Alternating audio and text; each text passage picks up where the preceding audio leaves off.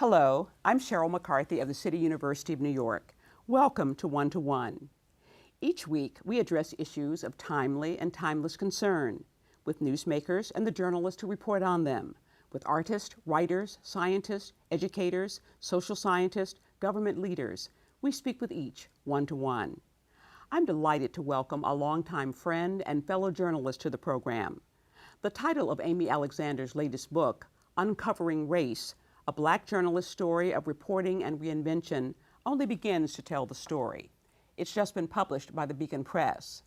From San Francisco to Los Angeles and in several cities in between, she has covered some of the most explosive stories of the past 20 years and has dealt with some of the most complex real-life dramas in the newsrooms in which she worked. But how well will these stories be covered in the future, given the implosion of newspapers, the rise of digital journalism, and the ebbing presence of journalists of color in both arenas? Welcome. Thank you. I'm happy to be here, Sheryl.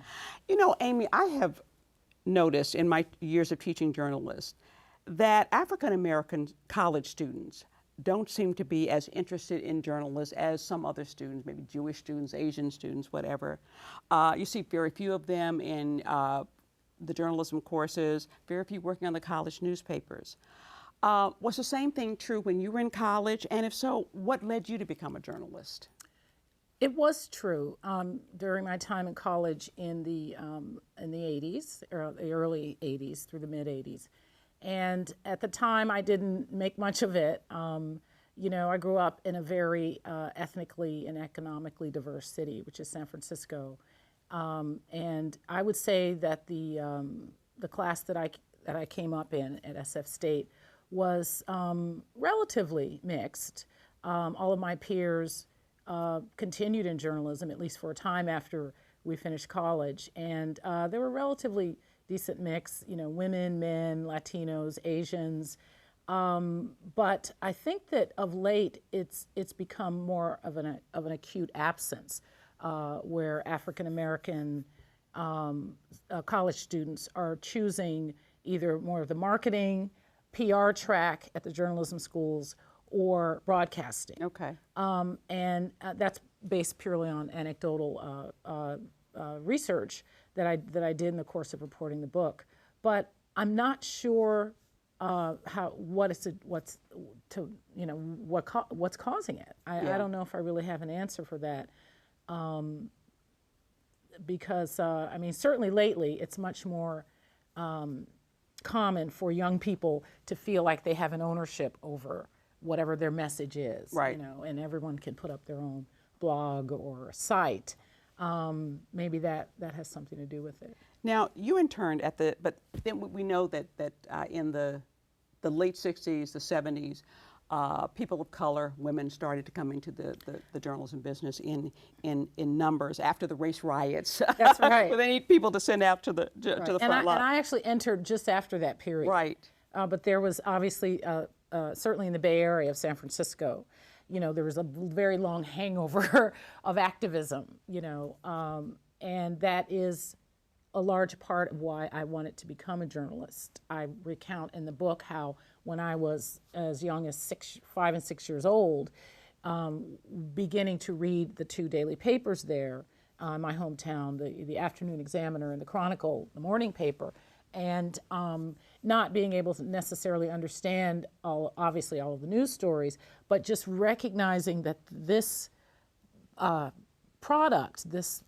publication, was there to help me understand what I was seeing on the TV, what I was picking up on the schoolyard, what my mom and the older relatives would be discussing at any given moment. And in the 70s, late 60s through the 70s, when I was sort of coming of age, it was basically action-packed in San Francisco. Right. You know, it was the period where, you know, any number of radical groups were engaged in any number of protests, and it was just very kinetic, and there was always something going on that would pique my interest.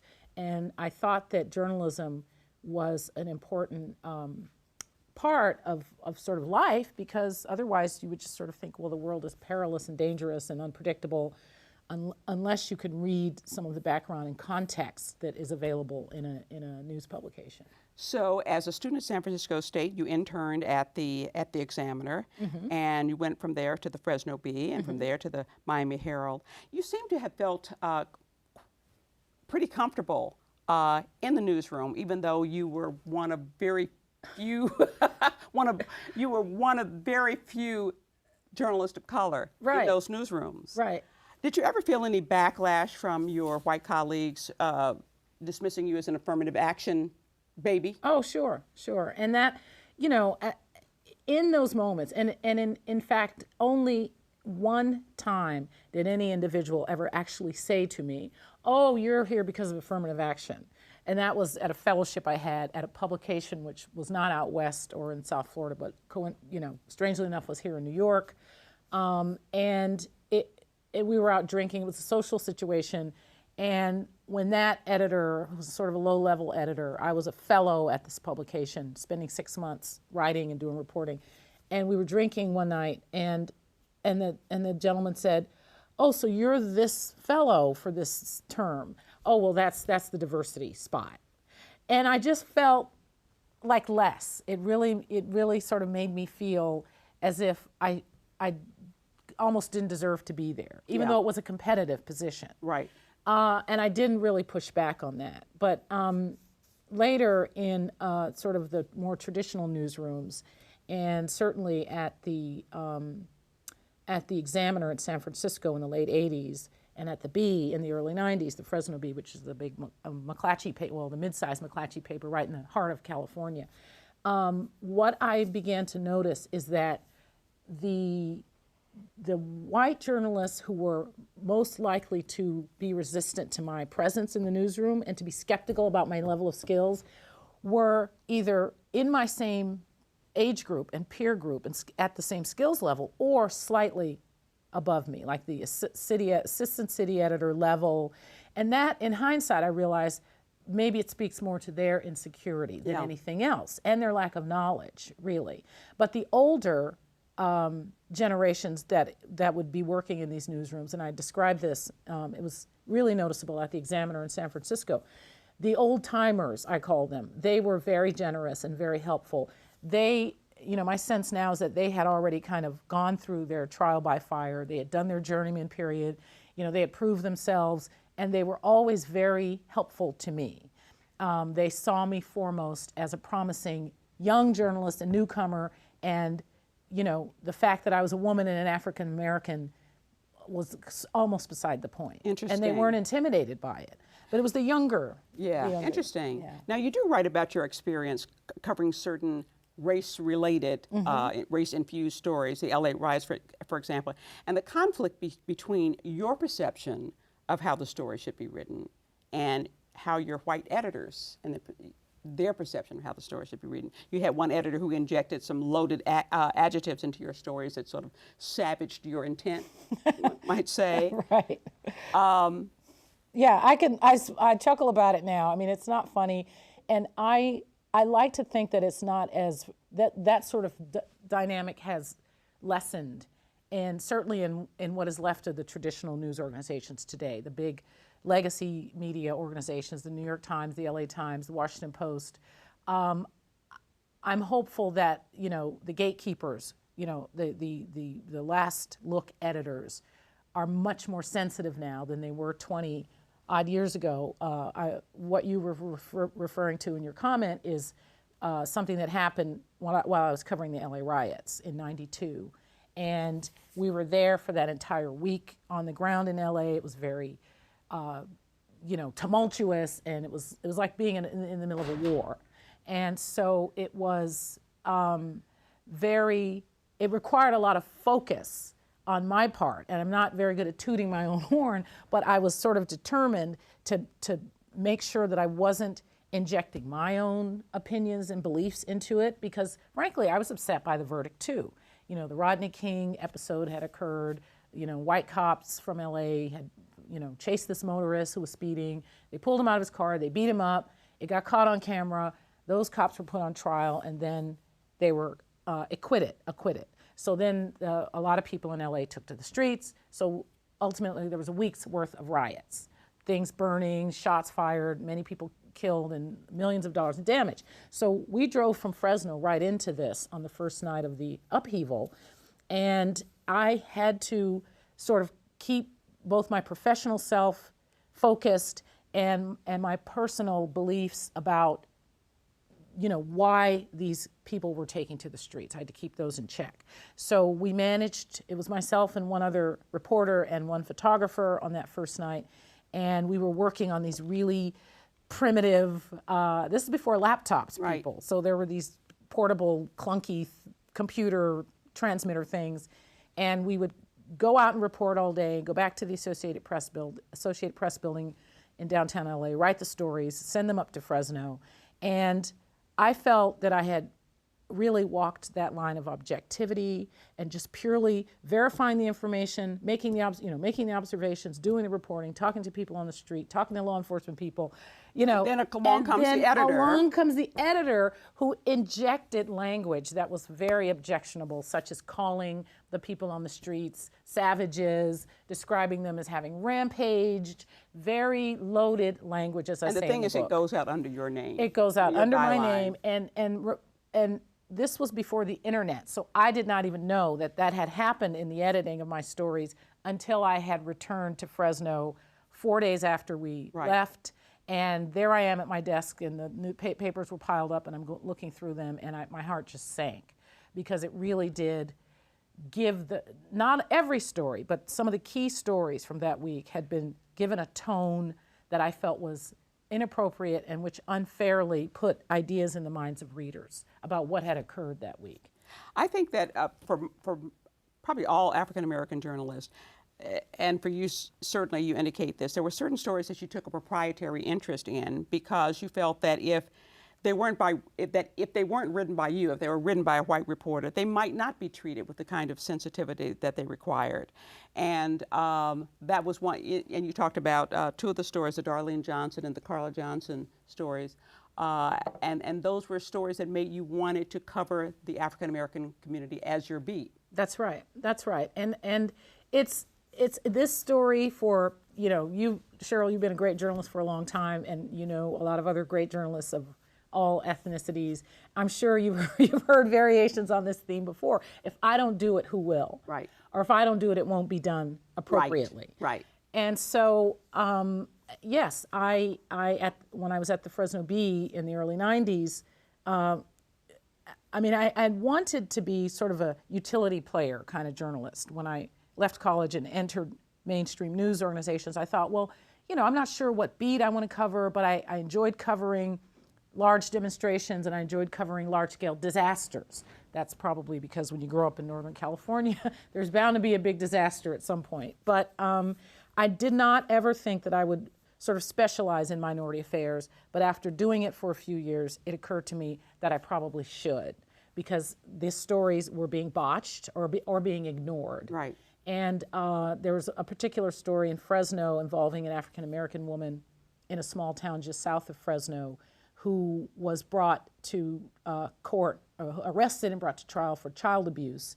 And the judge in that regional superior courtroom ordered her to be injected with Norplant, the birth control, which you don't often hear of it anymore.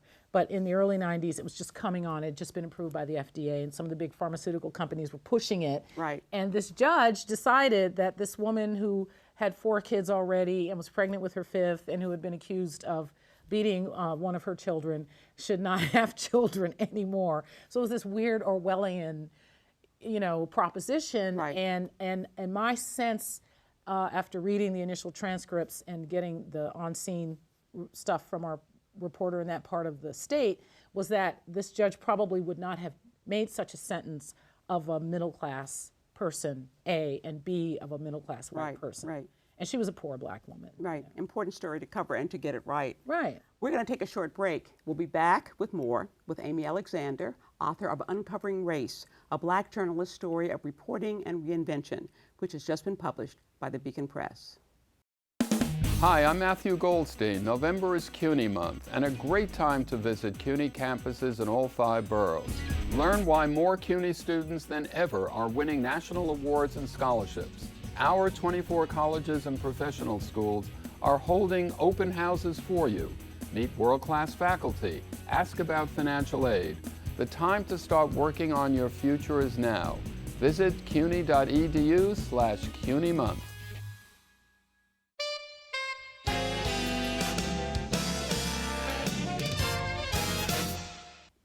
Welcome back to One to One. I'm Sheryl McCarthy of the City University of New York, and I'm talking with Amy Alexander, author of Uncovering Race, a Black journalist's story of reporting and reinvention, which has just been published by the Beacon Press. Looking back, the 80s and 90s were probably the heyday for a journalist of color, when our numbers peaked, and when we started to move into management positions as well. Was this an exhilarating time for you as a journalist? It was. I spent the first part of the middle part of the 90s in Miami at the Miami Herald, which at that time was a very dynamic and aggressive paper. I mean, it still is, but it's been diminished because of the economic challenges. It was a period where there was a lot of mobility, I think, for journalists of color. Most of my peers that I came through college with and those first 3 or 4 years of journeyman experience at publications, whether my photographers or writers, it seemed as if you were able to really gain the valuable experience you needed, despite the bumps and bruises that would go along. But that's really changed, I think. That was my question. Yeah. If you had to describe the state of blacks in journalism today, what is it? It's bleak, I think. There remain a number of really exemplary journalists working at prominent news organizations, including Leonard Pitts at the Miami Herald, and the Washington Post has a very deep bench of really qualified and creative and resourceful journalists. The national editor, in fact, at the Washington Post, Kevin Merida, is African American. There are a number of Latinos and Asians in key positions at a lot of the legacy news organizations. But as we know, and as I outline in the book, a lot of the traditional news organizations are really struggling with the economic model. And it remains an open question as to, A, how many of them will survive for another 10 or 20 years, certainly in their current forms, and B, whether or not they will be able to sustain large enough staffs that will be able to include journalists of color. And it's not just a numbers game. I mean, yeah. I want to make, you understand that it's not just having 4 blacks or, the idea is that you want people from diverse experiences and backgrounds so that the things that are going on in the world are covered appropriately. And along with the thousands of journalists, period, who've been swept out, laid off, bought out, you say that the proportion of journalists of color is down disproportionately to that. Well, yes, because there weren't that many journalists of color in the big news organizations to begin with. And it's the old saying, last hired, first fired. And that has been very true. I mean, as the attrition has happened, a lot of the conscientious news organizations have tried to, when they have to go to layoffs, they try and do it by seniority or offer buyouts in such a way where the most senior people are asked, would to step aside first. But inevitably, over the last, I'd say 5 or 6 years, the economics have been so bad for these news organizations. They've basically gone down to the bone almost. Right. And so it's been very much a sad story for qualified journalists. Overall, I mean, has the coverage of race and of the issues affecting people of color, is it better now than it was 20-something years ago when you started? That's a really great question, and I go back and forth. In some respects, it is, and I think that is perversely largely due to the ascension of the internet and the ability that people have now to put up their own their own news, basically you can become your own news organization. And I think that the remaining legacy news organizations who really now feel more of an urgent sense of wanting to get issues right. They are, for example, the Washington Post in '08 put up a website called theroot.com. And on the one hand, you could say, well, that's kind of ghettoizing coverage of people of the African diaspora, putting them in a little corner in a box. But on the other hand, I tend to view it as the Post company recognizing the value of getting right reporting and information and opinion about people of color, and they've dedicated resources to doing that. But you do have, in your book, you do express some concerns about how news coverage is going to fare under the internet, and what the picture is going to be for the hiring of journalists of color. Both. Right. Well, that's why I say I wax and wane, because the web-only publications that have cropped up in like the past 5 years to date have not really shown a commitment to building news staffs and editorial ranks that are ethnically and frankly class diverse either. The people tend to hire their friends, they hire folks that went to the same colleges that they went to, and so when you look at groups, say for like the instance the Huffington Post, that in the past 2 years has begun to staff up with quote unquote real journalists as opposed to the ranks of many bloggers, the free people. Right. But when the people at the American Society of News Editors try to survey Huffington Post and Talking Points Memo and these other web-only news-oriented publications and ask them to fill out a survey showing what your newsroom demographics are, they basically don't respond. Or if they do respond, the numbers are very poor. Yeah. Well, what was your experience like? You went eventually from newspaper work to being an independent journalist. I like that title as opposed to freelancer. And freelancing for newspapers, but also for some of these internet sites and for some of these niche sites. That's right. That's right. Black themed sites. Right. How did you find that? I found it a little bit challenging. I found it initially kind of like an out-of-body experience almost, because when I first wrote for a website exclusively, I did a big profile for Salon, and this was in '99, I believe. And it was a profile of Stanley Crouch, our friend. And when it published on that site, it's like I had to realize that it was not actually going to come out in a printed paper. You know what I mean? You could pull it up on your computer screen and print it out on your home printer, but it was not actually in a publication. And that to me was just sort of a weird, disconnected thing, because I had only worked for newspapers for the previous 10 years. And then not long after that, I became a columnist at a website called Africana.com, which was based up in New England in Cambridge. And that was exciting. I felt a sense of liberty that I had not felt before writing on staff at newspapers.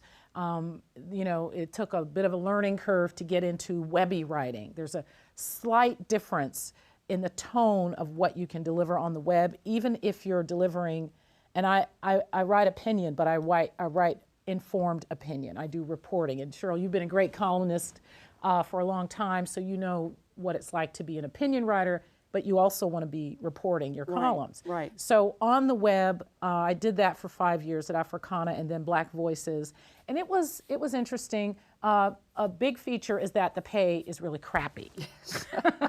So that was a big challenge. So the question is, and we have just a couple of minutes left, for young blacks coming out of college now, as you did, not that many years ago, who are interested in journalism, what are they going to be doing?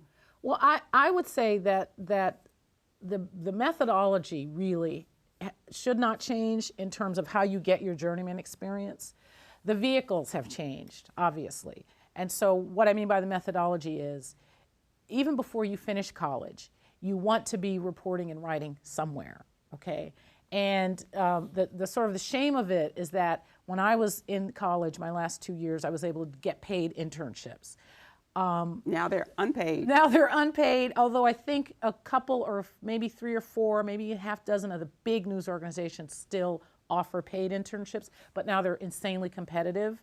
So I think in terms of volume, that's going to be more of a challenge. You'll have fewer journalists of all colors and ethnicities and class backgrounds.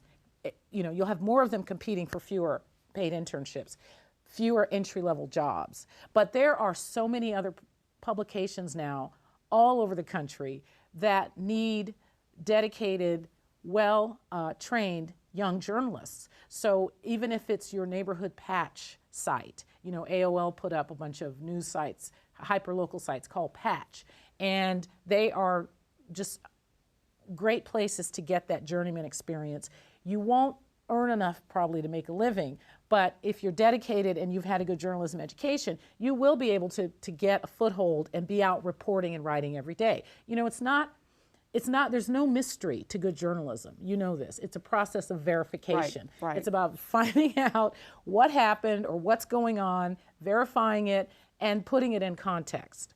And I think that if young journalists, no matter their ethnicity, are dedicated to learning that process, getting it down pat, putting in the time and the energy and the focus that it takes to do it right and do it well, they can get in somewhere. They can get in somewhere. And get paid something.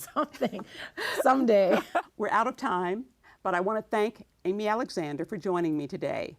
Uncovering Race, a Black journalist's story of reporting and reinvention, has just been published by the Beacon Press for the City University of New York and 1-to-1. I'm Sheryl McCarthy.